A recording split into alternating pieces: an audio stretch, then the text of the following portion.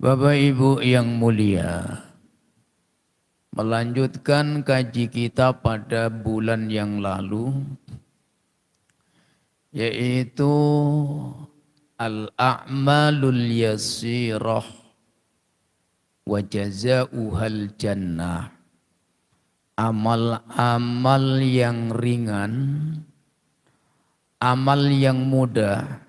Al-a'malul khafifatu wa jazauhal jannatu, yaitu amal-amal yang disyariatkan oleh Allah, ditinjau dari sisi cara pengamalannya ia mudah, tidak berat, tetapi balasannya itu surga, Pak.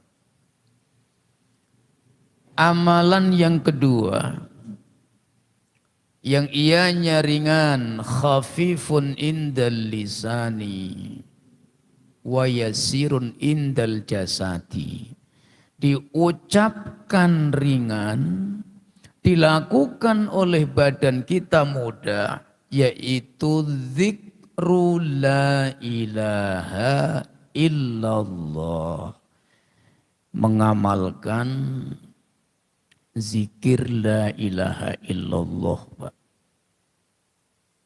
Pendek aja dia, Pak. Cuman la ilaha illallah. Hatta qala Nabi sallallahu alaihi wasallam.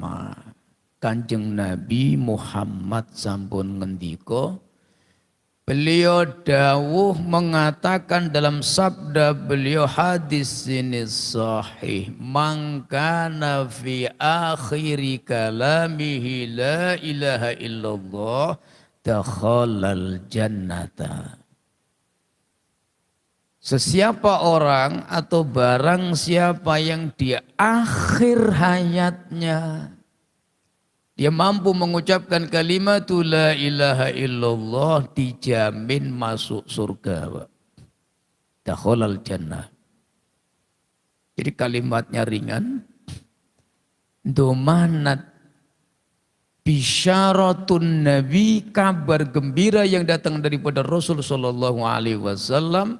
Barang siapa yang istiqomah membaca la ilaha illallah, menzikirkannya, memahami makna konsekuensinya, dan kemudian dia mampu mengucapkan di titik ending terakhir inda naz'ihi, ketika malaikat mencabut rohnya, qablan naz'i, dan yatakallamu au annutku, ucapan yang terakhir yang keluar dari lisannya adalah kalimat la ilaha illallah, dijamin masuk surga, Pak. Dakhalal jannah. Al-Hafidz Ibnul Hajar Al-Asqalani Al-Misri As-Safi'i, beliau menukil satu riwayat tentang pentingnya kalimat la ilaha illallah di dalam kitabnya Bulughul Maram min Adillatil Ahkam, yaitu mengutip redaksi ucapan sabda Nabi SAW, lakinu mautakum bila ilaha illallah, dan talkinkan olehmu mautakum. Al-Imam Abu Zakaria Saraf An-Nawawi Ad-Dimashqi As-Safi'i, ketika beliau menjelaskan makna mautakum, orang-orang yang mati di antara kalian, ada 3 takwil, tafsir, penjelasan tentang makna mautakum. Talkinkanlah olehmu mautakum, orang-orang yang mustahdur ketika dalam kondisi nazar. Qoblal maut, sebelum kematian itu datang menjemputnya. Ini makna pertama. Makna yang kedua, mautakum, orang yang sudah diambil rohnya kemudian dimasukkan dalam liang lahat, alam barzah, maka sebelum kita tinggalkan, ba'dad dafni, setelah kita kuburkan, maka dianjurkan mustahabatan kita talqin dia dengan kalimat-kalimat tauhid, kalimat thayyibah. Ini juga masru'un indal madhabina madhabi Syafi'i. Nah, makna yang ketiga, mautakum itu sesiapapun. Orang-orang yang pasti nanti akan mati itu termasuk mautakum. Dan kita ini termasuk mautakum. Jadi ketika lakinu mautakum bila ilaha illallah, ini maknanya tidak muqayyad hanya terbatas orang yang sakratul maut, tetapi orang-orang yang masih sehat pun maka dia diperintahkan untuk ditalkin dengan kalimat la ilaha illallah. Dan inilah di antara dasar ulama-ulama tasawuf memerintahkan beat mengambil talqin zikir, yaitu terutama talqin zikir la ilaha illallah. Riwayat yang ketiga. Wa qala Nabi sallallahu alaihi wasallam, Nabi itu pernah bersabda jaddidu imanakum. Sampai 3 kali, Pak. Jaddidu imanakum wa qalu wa kaifa nujaddidu imanana ya Rasulullah. Perbaharuilah iman kalian. Perbaharuilah iman kalian. Maka sahabat yang mendapatkan perintah amar dari Nabi untuk memperbaharui dan memperbaiki kualitas iman rame-rame bertanya, "Ya Rasulullah, kaifa nujaddidu imanana?"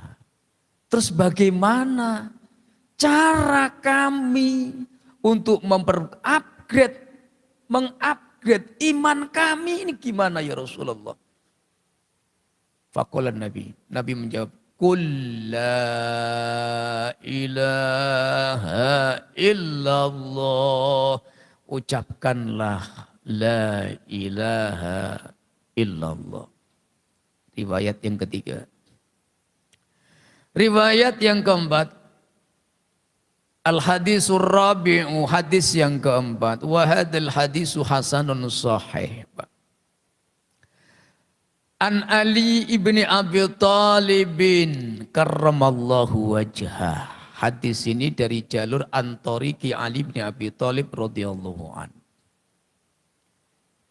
Dan hadis ini mutafaq inda ahli sufiyah, mutasawwif.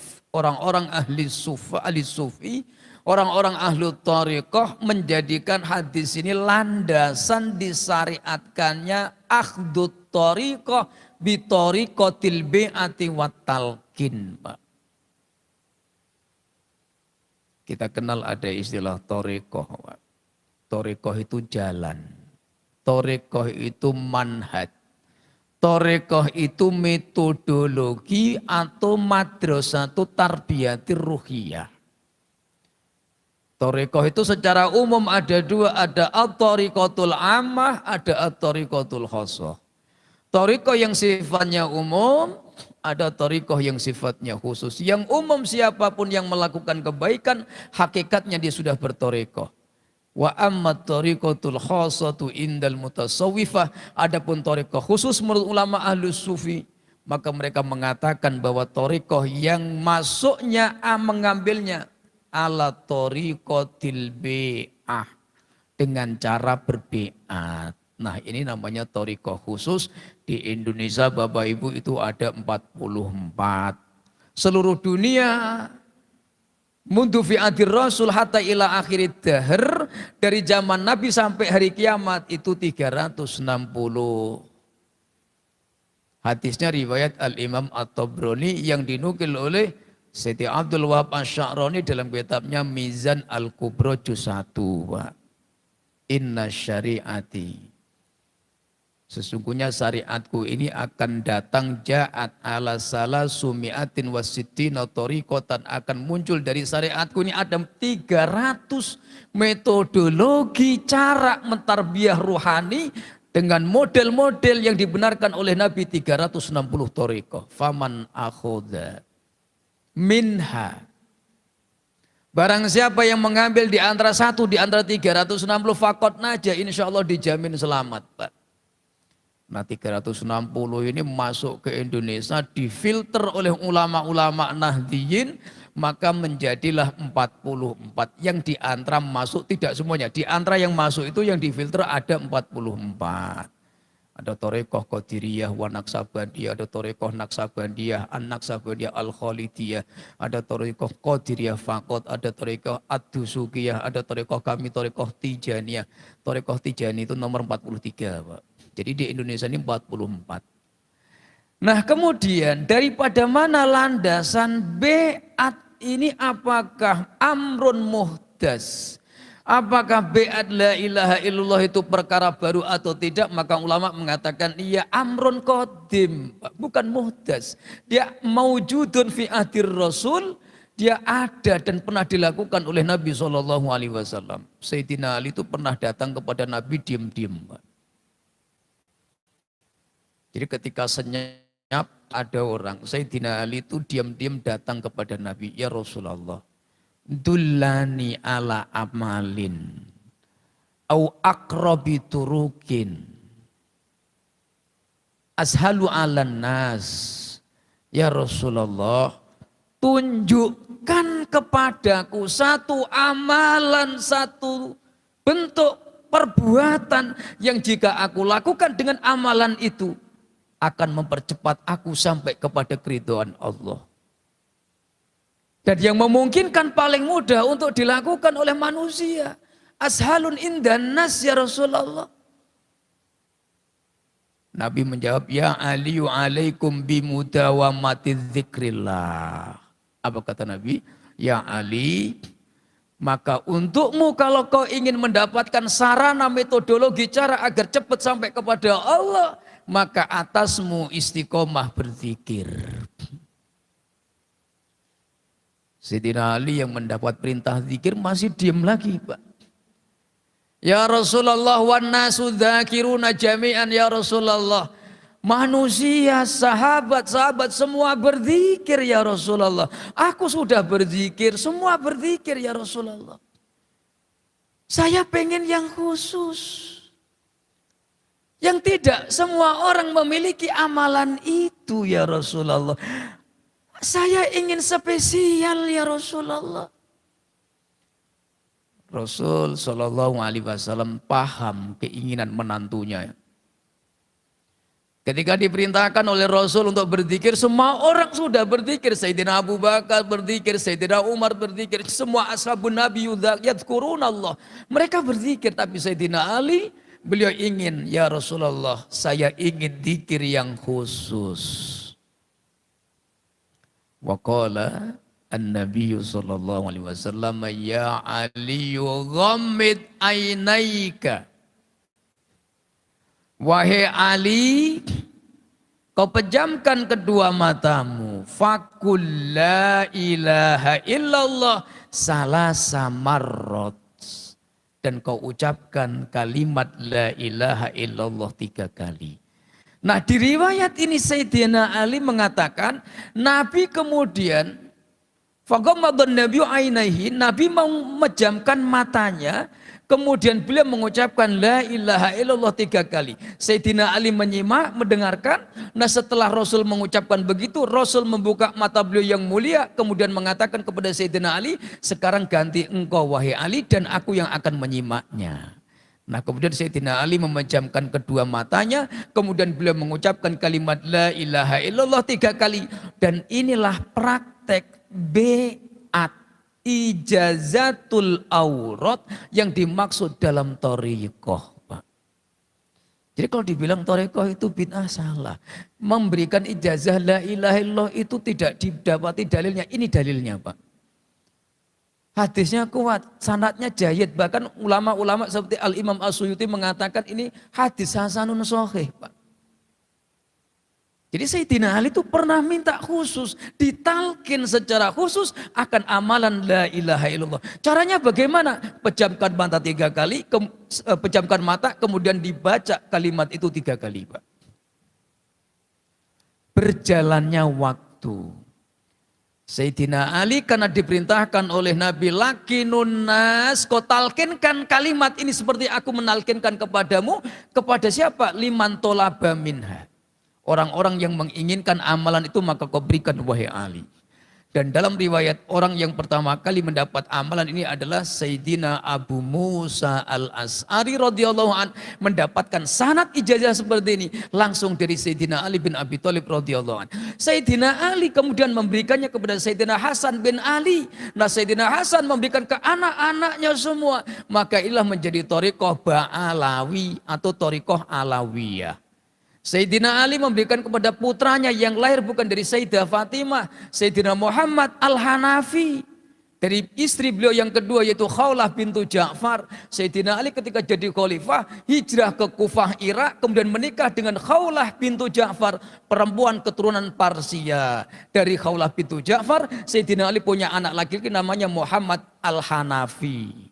Nah, dari Muhammad Al-Hanafi ini beliau mendapatkan ijazah sanad talqin la ilaha illallah, seperti waktu beliau mendapatnya dari Rasulullah SAW, diberikan ke anak-anaknya, dan inilah menjadi cikal bakal thariqah Juzviyah yang diamalkan oleh ulama-ulama di India. Namanya thariqah Juzviyah. Ahlu Kandahlawi itu mayoritas pengamal thariqah al-Juzviyah. Ini sekedar wawasan aja, Pak. Sebelum saya bahas tentang la ilaha illallah. Dan semua thariqah, Pak, itu pasti mengajarkan zikir la ilaha illallah. Kenapa dia diizinkan zikir la ilaha illallah? Karena zikir ini afdhalul zikri. Seutama-utama zikir, a'laha an jami'i maratibil azkar. Semua zikir yang ma'zunun diperintahkan, maka zikir-zikir itu yang paling tinggi martabatnya adalah zikir la ilaha illallah. Dan fadilahnya paling besar, Pak. Duhulul jannah bila hisabin wala iqabin. Hatta uliqa, sampai-sampai digantungkan satu tulisan ala abwabil jinan, di atas pintu surga itu digantungkan oleh Allah tulisan-tulisan miftahul jannati la ilaha illallah, dan kunci yang bisa untuk membuka surga itu adalah kalimatul la ilaha illallah. Kalimatnya pendek doang, Pak. La ilaha illallah. Nih, izin minum dulu, Pak. Bismillahirrahmanirrahim.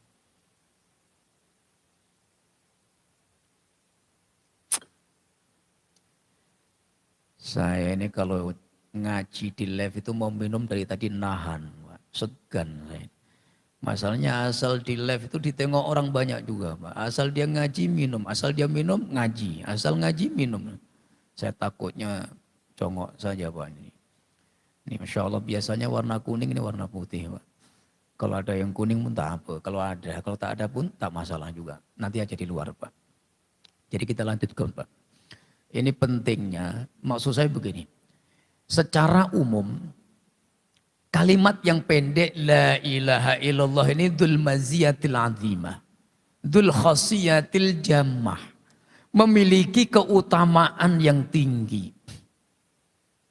Nah, kemudian cara, Pak, bagaimana setiap kita dengan zikir la ilaha illallah yang kita zikirkan ada asror. Nah, ini yang kita maksudkan.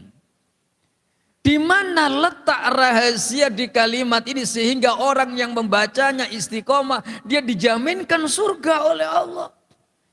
Pasti ada rahasia di balik zikir yang agung ini, Pak. Nah, kita masuk asrarul la ilaha illallah, rahasia Allah letakkan mazmunatun fi hadhil kalimah, di kalimat yang mulia ini. Kenapa tersimpan begitu besar manfaat dan kedudukannya, Pak? Yang pertama, Pak, untuk mendapatkan keutamaan la ilaha illallah, mendapatkan rahasia-rahasia asraru hadhil kalimah, maka yang pertama kita pahami dulu makna la ilaha illallah, arti secara bahasa, pemahaman menurut ulama ahlul lughah tentang kalimat la ilaha illallah.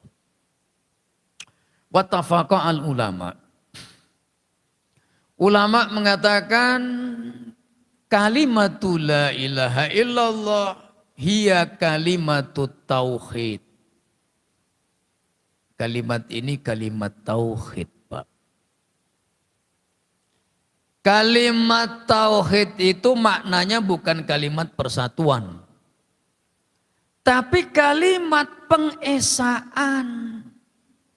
Kalimatul iqrar, kalimatul i'tiraf anil abdi li rabbi, kalimat pengakuan al-iqrar, penetapan pengesaan dari seorang hamba yang ditujukan kepada Rabbnya. Maka dikatakan yuwahidu tauhidan, mengesahkan.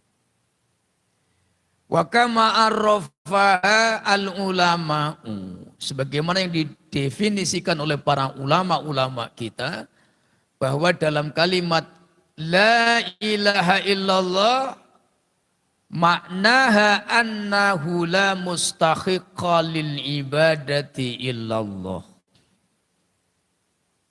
Kalau dalam kitab fikih yang paling kecil, Pak, dalam madhab Syafi'i itu Safinatun Najas, Syekh Salim bin Sumer Al-Khadrami.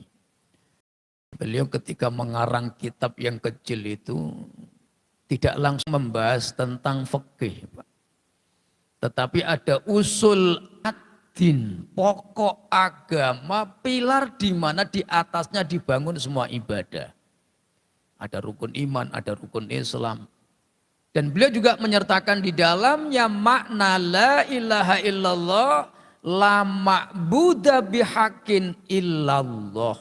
Kalau beliau memberikan definisi, tidak ada yang paling berhak untuk diibadahi kecuali hanya Allah Subhanahu wa ta'ala. Itu makna la ilaha illallah. Atau annahu la mustahiqqa lil ibadati, di alam semesta ini tidak ada Tuhan yang paling berhak untuk mendapatkan persembahan ibadah daripada hamba kecuali hanya Allah Subhanahu wa ta'ala. Ini kalimatut tauhid. Wahiyya bidzalika tatakawwanu min ruknaini asasiyaini. Dan ulama mengatakan di dalam kalimat tauhid ini terdiri dari dua pilar asas, pondasi pokok yang wajib dipahami oleh kullun dzakir. Orang-orang yang berzikir, dzakiru hadhi kalimah. Orang-orang yang menzikirkan kalimat la ilaha illallah, minimal dia harus paham pondasi dua pilar yang ada di dalam kalimat la ilaha illallah. Ada ruknaini asasiyaini, pilar pondasi pokok yang dibangun di atas dua pondasi pilar ini. Semua ibadah, keyakinan, akhlak, tauhid dan semuanya dibangun di atasnya. Huma, dua ini, yang pertama adalah nafyul uluhiyatil haqqah an ghairihi subhanahu tabaraka wa ta'ala. Nusani huwa isbatul uluhiyatil hakikiyah lillahi ta'ala duna siwahu. Jadi agar mendapatkan la ilaha illallah itu menjadi satu maziyah. Ada asror yang mengalir dalam kehidupan kita, ada asror yang kita dapatkan ketika masih di dunia, asror yang akan Allah berikan di akhirat, yaitu duhulul jannah, masuknya kita dalam surganya Allah bila hisab wala iqab. Maka di dalam ketika berzikir la ilaha illallah yang kita baca setiap kadang fituburi sholat, setiap selesai sholat wajib kita baca zikir. Seperti pagi tadi sama Pak Imam, Pak Yai juga sudah diikutkan. Kita disempatkan baca la ilaha illallah, la ilaha illallah. Baik itu munfaridan kana au jama'atan, dibaca sendirian atau berjamaah, sawaun bisawain la farqa bainahuma, tidak dipermasalahkan. Apakah dibaca sendiri atau bareng-bareng, maka dua-duanya diperbolehkan. Maka supaya mendapatkan fadilah ini Bapak Ibu, monggo silakan. Ayo sama-sama kita pahamkan. Dalam kalimat la ilaha illallah ada rukun yang pertama nafyul uluhiyah. Yang kedua ada isbatul uluhiyah. Meniadakan tidak ada Tuhan di alam semesta ini. La ilaha. Kemudian kita isbat, menetapkan ketuhanan. Hanya satu yang berhak wujudnya, yaitu adalah Allah Allah Subhanahu wa taala.